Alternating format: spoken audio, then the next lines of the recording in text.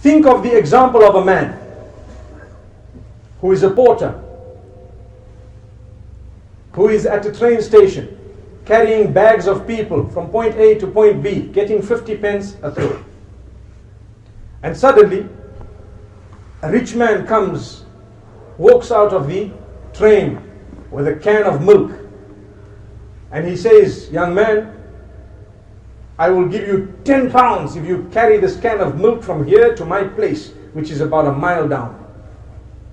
And this man is excited. Wow, 10 whole pounds. That's like 20 trips that I've been making at 50p each. I'm going to get it one throw. He says, no problem, sir. I am experienced. I will not drop your milk. And you know, they put the milk on top of their heads and they balance it. These porters are experts. They actually can run with it. Don't try it, but they can do it. They will put it on their heads and run with it.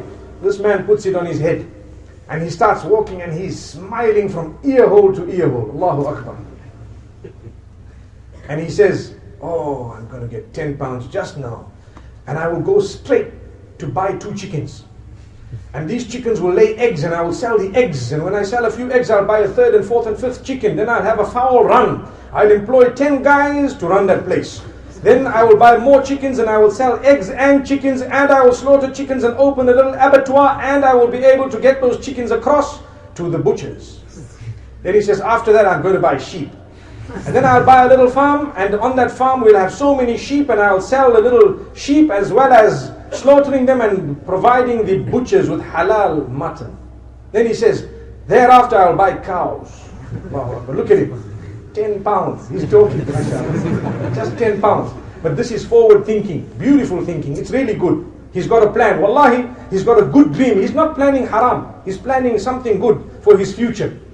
Then he says, and after that I will move further and I will have a whole farm and I will go into crop and I will be able to harvest and I will be able to sell. And then I'll buy the big buildings in the city, that one and that one and that one and that. And by the time I'm the biggest businessman around, the girl I went to propose for last year, because her father's the mayor, they said no to me. They will get to know about me themselves. And when they get to know about me, the father will come and say, will you please marry my daughter? And when he comes, I'll be so upset, I'll tell him, no! So when he shook his head, the can of milk dropped. When he shook his head, the can of milk dropped. When the can of milk dropped, the owner of the milk turns around and says, hey, didn't I tell you I would pay you 10 pounds for this milk and not to drop it? He says, hey, relax, relax. You know, that's my favorite word. Relax, take it easy. You just lost a can of milk.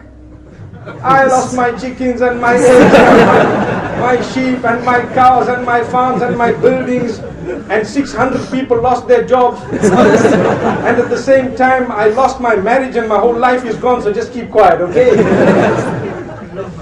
What's the moral of that?